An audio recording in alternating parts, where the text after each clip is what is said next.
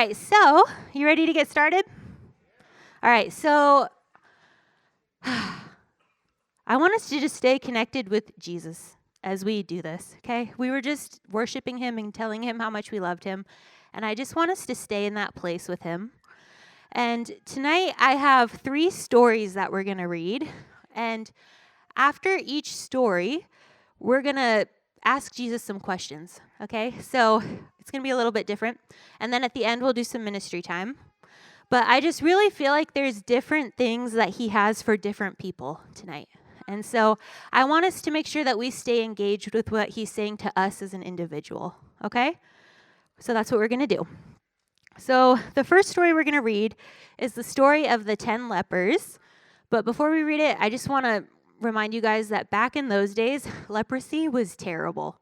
If you had leprosy, you were not allowed to be near people. You had to be outside of the city, like your life was pretty much over if you had leprosy. You had to go and be away from people and just be with the other people that had leprosy, right? Like it literally just changed your life. And so we're going to read the story of the 10 lepers. It is Luke 17, verse 11 through 19. Ooh, they made the font big back there. That's nice. All right. While he was on the way to Jerusalem, he being Jesus, he was passing between Samaria and Galilee. As he entered a village, 10 leprous men who stood at a distance met him. And they raised their voices, saying, "Jesus, Master, have mercy on us." When he saw them, he said to them, "Go and show yourselves to the priests." And as they were going, they were cleansed. Now one of them, when he saw that he had been healed, turned back, glorifying God with a loud voice. And he fell on his face at his feet, giving thanks to him. And he was a Samaritan. Then Jesus answered and said, "Were not 10 cleansed? But the 9, where are they? Was no one found who returned to give glory to God except this foreigner?" And he said to him, "Stand up and go. Your faith has made you well." So there were 10 lepers, and only one guy came back to say thank you to Jesus. Isn't that crazy? Like, their life was literally just terrible, like really. And then he completely restored everything in their life, and only one guy came back to say thank you. It is weird. It's crazy. And so, like, I was thinking about it, and like, obviously, all 10 of them knew who Jesus was to an extent, and they had faith that he could change things for them, and they did what he told them to do, and, their circumstances then changed. Their outward stuff changed. But only one guy came back to Jesus to have a moment with him, and Jesus said, "All of you are cleansed, but you've been made well." And I would be willing to bet that he had change on the inside, because he had an encounter with Jesus, because he went back and he thanked Jesus, and they had a moment. All of the other guys, they had an external change, but I would think that he had an internal change, right? And so, who are we in this story? It's really easy to say, "Oh, I would go back and say thank you." Of course I would. But think about it. 9 out of 10 didn't. 9 out of 10 were just looking for a circumstance change. And then they went on, right? And we want to be that guy that would come back. And so I want you guys to close your eyes. This is the first question we're going to ask Jesus. And I want you to say, "Jesus, who am I in this story?"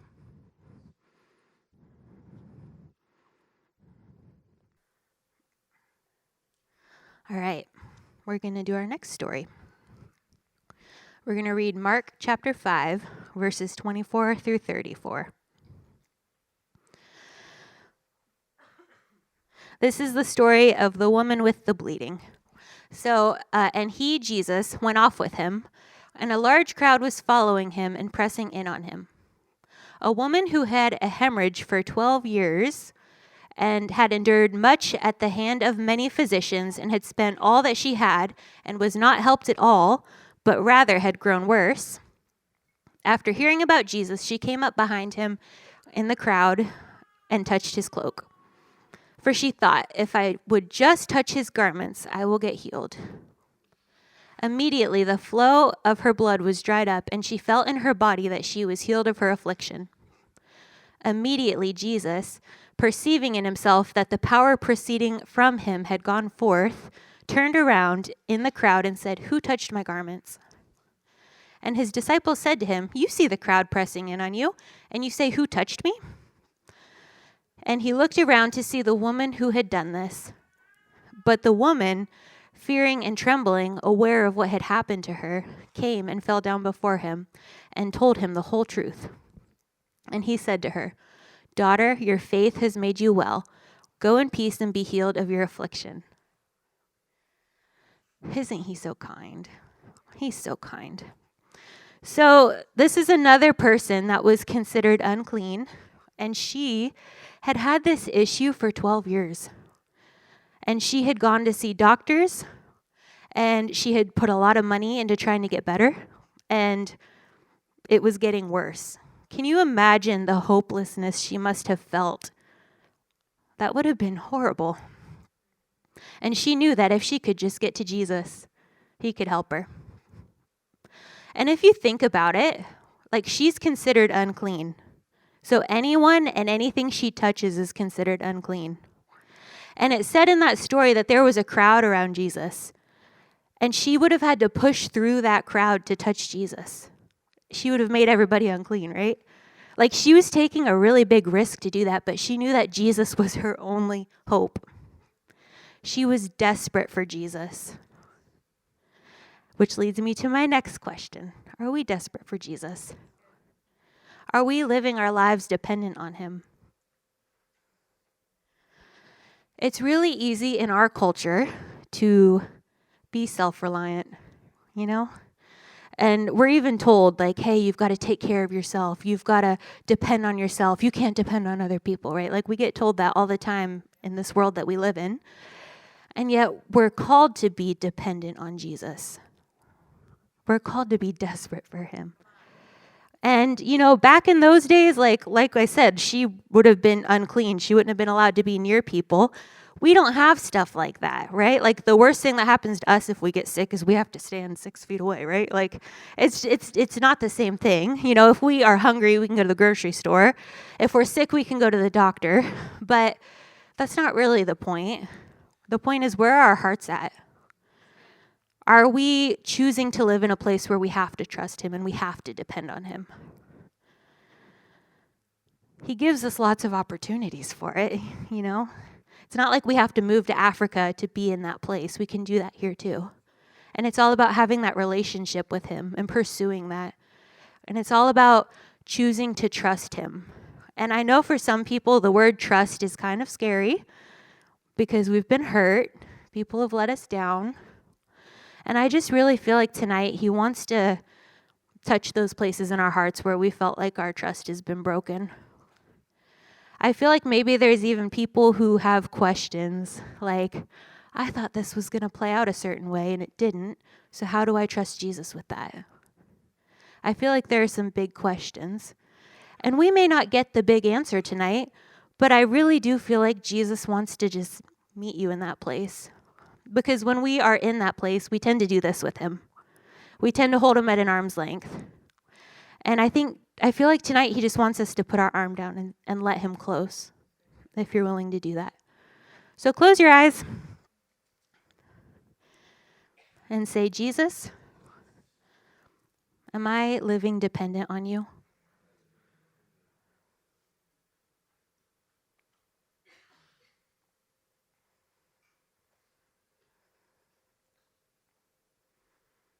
All right, we got one more story to read. We're going to read the story of Lazarus, but we're not going to read the entire story because it's really long, and there's like 12 different sermons all within that story. But we're going to read the end. Pretty much what has happened now is they've told Jesus that Lazarus is sick, but he's in a different city. He comes a few days later, and Lazarus has already died, and everybody is really sad. That's pretty much where we're at. So we're going to read... Yes. Okay.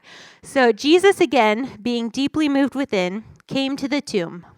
Now it was a cave, and a stone was lying against it. Jesus said, "Remove the stone." Martha, the sister of the deceased, said to him, "Lord, by this time there will be a stench, for he's been dead for 4 days." That's a long time. Jesus said to her, "Did I not say to you that if you believe, you will see the glory of God?" So they removed the stone. Then Jesus raised his eyes and said, "Father, I thank you that you have heard me. I knew that you always hear me, but because of the people standing around, I said it, so that they may believe that you sent me." When he had said these things, he cried out with a loud voice, Lazarus, come forth." The man who had died came forth, bound hand and foot with wrappings, and his face was wrapped around with a cloth. Jesus said unto them, "Unbind him and let him go." So in another version, it says that Jesus said to remove his grave clothes. And like the first time I read that, I was kind of like, why would Jesus feel like he needs to clarify to remove his grave clothes? Like, of course they're going to remove his grave clothes. They probably smell really bad. And also, why wouldn't you? Like, who wants to walk around in grave clothes, you know?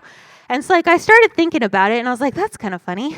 And then I realized that a lot of us have an encounter with Jesus where he completely offers us this brand new life, and we want this brand new life, and we're so excited to meet Jesus, but we have a hard time taking off all of our grave clothes. You know, that could be we have a hard time letting go of things from our past. It could be that we have a hard time letting go of sin, you know, fear, shame, control. You know, it could be a lot of things. And he was showing me that a lot of us really struggle with that. You know, like we have struggles in our life, you know, and it's like he's just saying, like, you don't have to struggle with this. This doesn't have to be how it goes, right? And I felt like one of the questions he had for some of us tonight was, how long do we want to struggle with shame? How long do we want to struggle with fear and anxiety or depression or self-hate or unforgiveness or whatever it is, you know, fill in the blank? How long do we want that to be our story? And when will you let me take your grave clothes off and let you fully be a new human being? Let me bring you all the way back to life. So close your eyes. And say, Jesus, am I holding on to any of my grave clothes?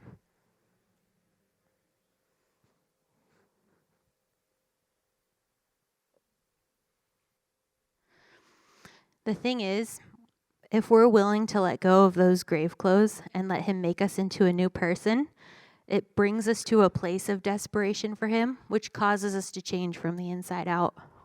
And that's what he wants for us. You know, he wants us to completely change from the old to the new. There's so many things that tend to hold us back, but he has the answers. And you know what I love about these stories is he stopped and saw each person. Like, he didn't have to stop for the woman that had the medical issues. Like, he didn't have to. She was healed.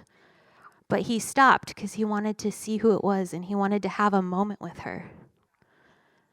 You know, he had that moment with the guy that had leprosy. He stops for people. And he wants to stop for you tonight.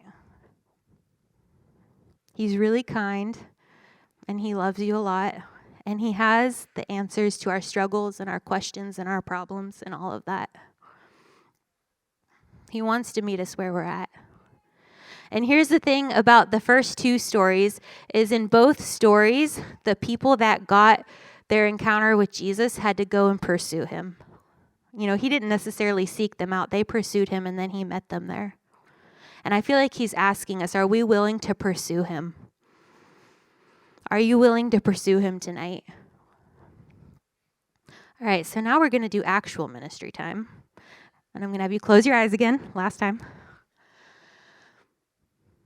So maybe he did show you that you're holding on to some grave clothes. Maybe he did show you that you have questions and you're struggling to trust him.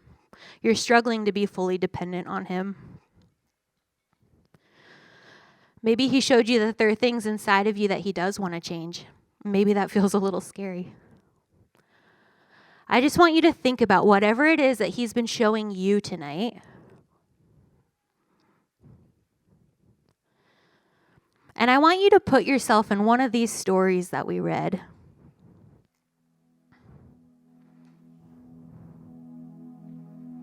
Who are you in that story?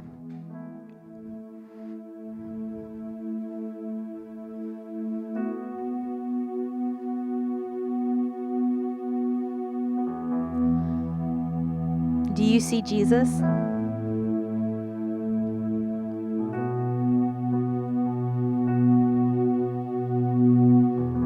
Are you willing to step out and pursue him to see what he has for you?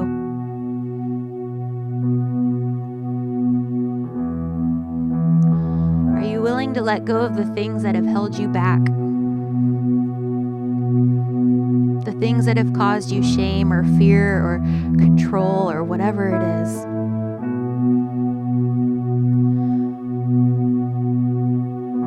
Are you willing to come to him with the questions that are deep inside your heart that you've been afraid to ask?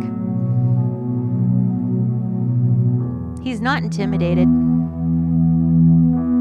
He's been waiting for you. He's already known it's been there.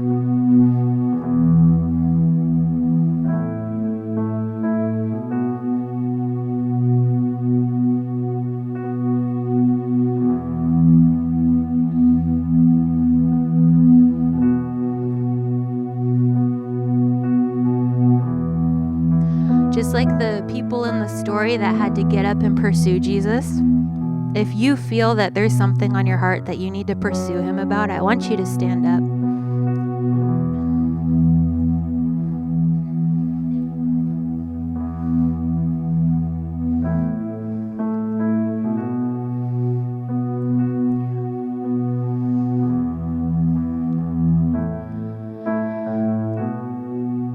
And I'm going to give you the space to have a moment with him.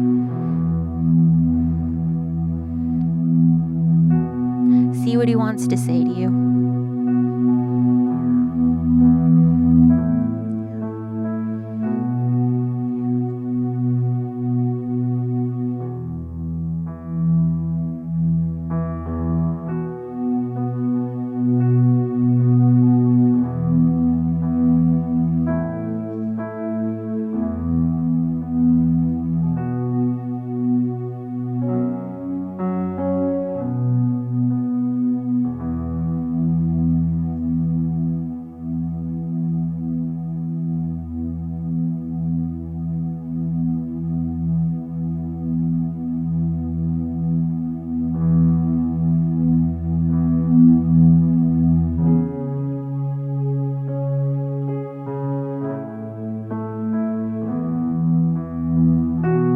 If you need to repent, this is a really good time for that.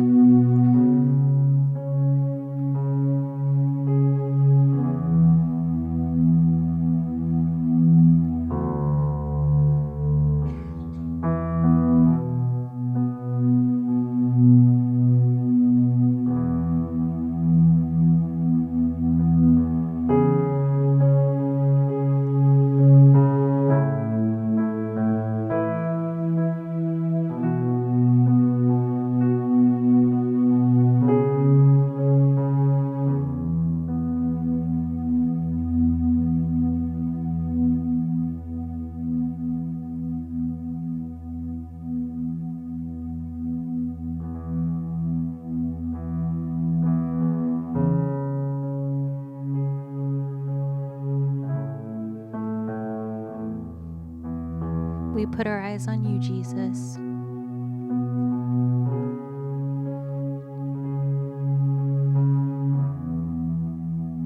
Thank you for meeting us here.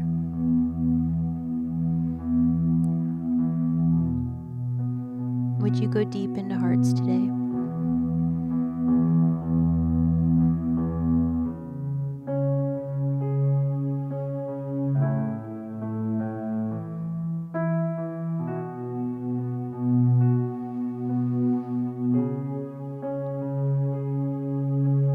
Would you fill us with your peace and your truth?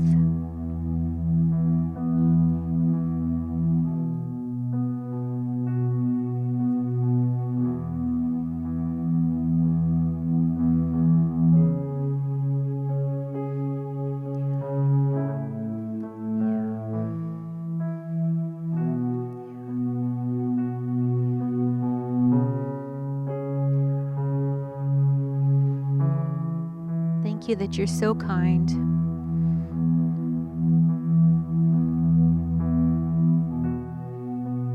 You love us so deeply.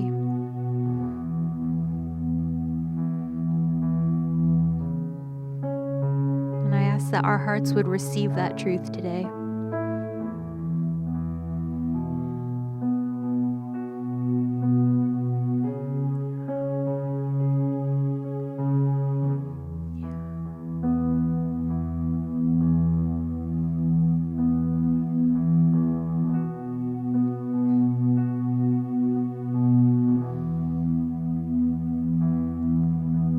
Allow him to speak his truth to your heart.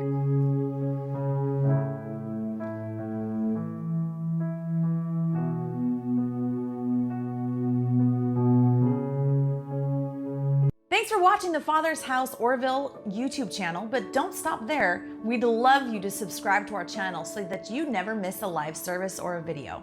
Help us spread the message of Jesus by sharing this video with your friends.